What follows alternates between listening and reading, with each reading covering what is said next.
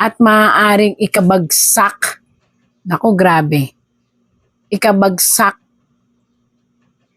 ng lakas ng puwersa ng kung sino mang nagbayad. Ito inaakusahang nagbayad. Bakit? Kasi may pera.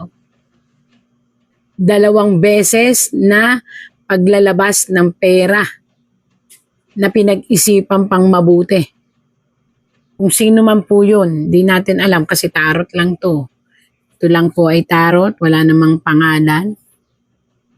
Na ayon sa tarot po na itong perang ito ay napunta dito sa mga tao na nire-represent po ng isang babae. Ayan, babae po siya na ngayon ay nagdurusa at umiiyak. Hindi ko alam bakit siya umiiyak. Hindi ko alam kung bakit siya nagdudusa. At ngayon po ay pabaliktad niyang mararanasan. Nila hindi niya lang. Nila. Ang sitwasyon kung saan marirealize nila na anong puwersang meron dito sa lalaking ito. At bakit sila ngayon ang magdudusa. Kaya lang, again and again po, pakabilisan dahil po hindi na kaya ng katawan ng ating dating presidente kasi nga po nagdaranas na siya ng sa dugo, maaaring sa diabetic niya, tapos sa memory niya medyo humihina na kasi may edad na, and sa mga tuhod, bituka. Karamdaman po ito na dumadanas ngayon ng matinding pag-ikot sa katawan niya ng karamdaman. Pag-ingatan po hindi ko alam pero tarot lang po ito. Pag-ingatan ang isang lason na maaaring magpahirap sa kanyang katawan. Ay, naku. Sana naman may magbantay sa kanya doon about sa mga pagkain. Ito po Ingatan. Ingatan ng mga ini-intake niya, gamot at pagkain. Maaring kailangan may magbantay talaga, maaring mapag-initan ang ating dating presidente at medyo kastiguhin. Hindi ko alam kung sino itong mga taong to na maaaring kumastigo o maaaring manakit sa pamamaraan na sa pagkain. So mag-ingat kung sino man to. Ayan, pag-ingatan po ang ating dating presidente sa mga food intake, medicine intake, at dapat may magbabantay po talaga doon. Pipilitin. Nakita po yan? May isang, 1, 2, 3. May 2, ngayon pa lang, may 2 sa 2. At 3. 1, 2, 3, maaaring ito ay tao o bansa ang magpupumilit na mapapermahan ito, papel, upang muling maibalik ang ating Tatay Digong sa Pilipinas. Yun. Ayan, 1, 2, 3, nag-uusap, pipilitin na yun ang papel upang maibalik ang Tatay Digong sa kanyang pamilya. Ito. Pipilitin nila. Tapos may isa pang makikialam na ito naman, pipilitin din niyang makiisa dito sa 2, ito sa 1, 2, tapos 3. Ito yung, maaaring ito ang ICC, maaaring ito yung 2 malalaking tao na may palasyo, ibig sabihin may bansa na nire-represent. At may isa pang susulpot. Ako naman, sana mabilis. At gagawa ng paraan.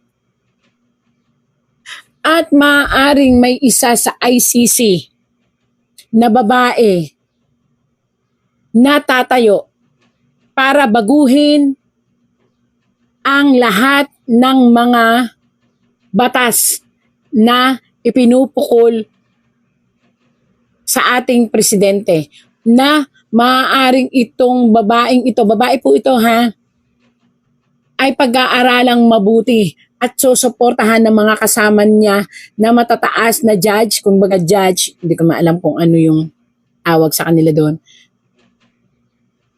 Isang lalaki na humahawak ng kaso ang muling magre-revive at pag-aaralan ang lahat at magiging teamwork sila ng babaeng ito kung saan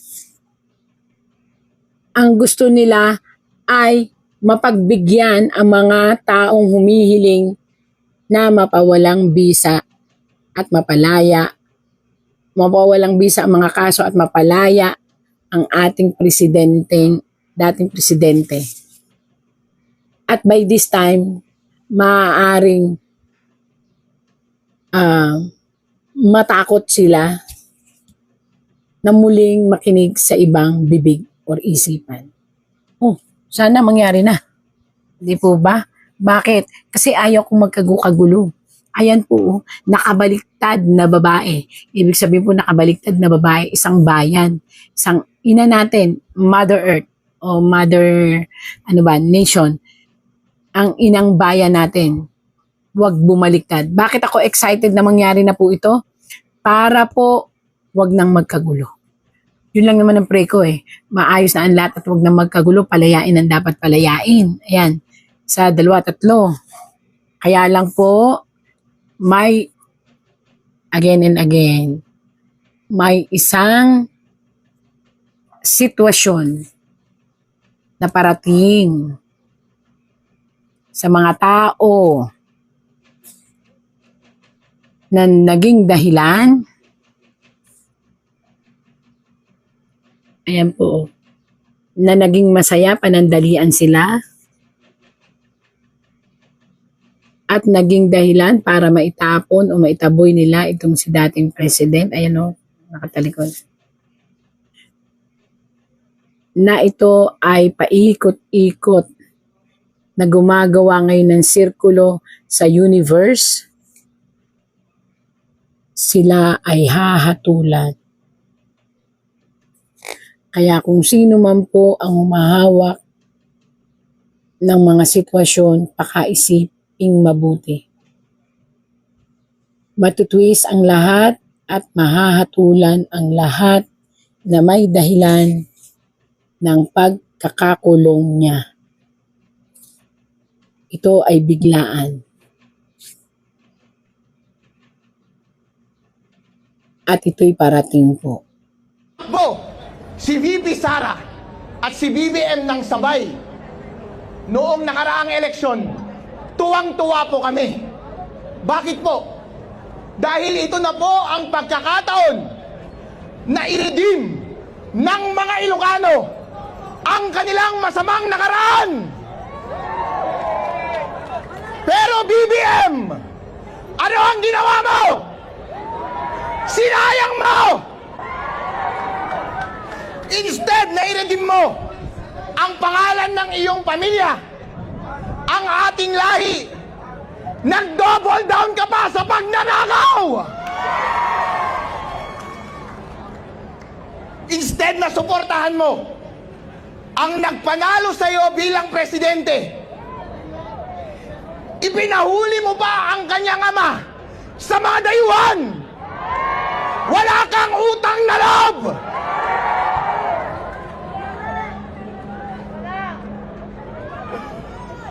Mga kababayan, ito po ang tinatanong ko sa inyo. Gusto nyo bang umuwi si President Rodrigo Duterte dito sa Davao? BBM, hindi ka nag-iisip. Mas inuna mo ang iyong pinsan na si Tambaluslos.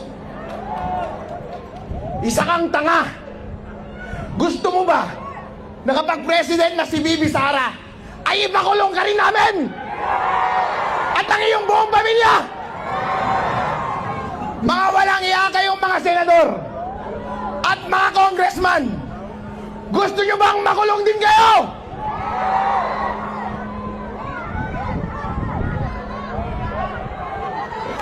Ngayon po, ito ang ginagawa nila. Gusto nilang i-impeach si VP Sara para hindi siya manalo bilang presidente ng Pilipinas. Papayag ba kayo doon?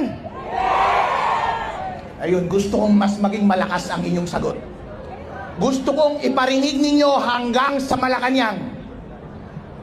Papayag ba kayong hindi maging presidente si VP Sara Duterte ng Pilipinas? Maraming salamat po.